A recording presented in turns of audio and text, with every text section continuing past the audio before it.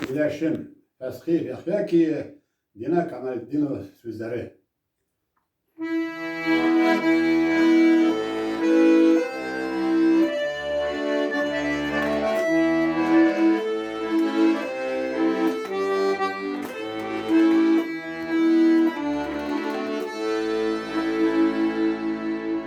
Bu toprağda yansam da memleket olsam da yatlarına kursetmin güneşim bir var şağımda şığımda yanına yüzüne sığınam Mилэшем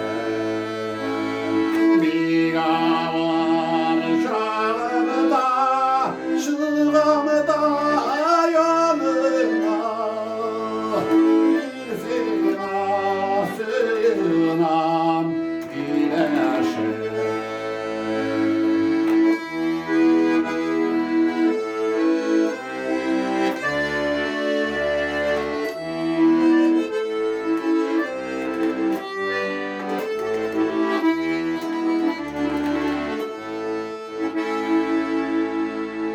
Ay Allah'ım balıklar durmuşlar bir ağır etkin har nişikler tülerge bir Rabbim sadarlık etsinler oğurluk yaranış ümidini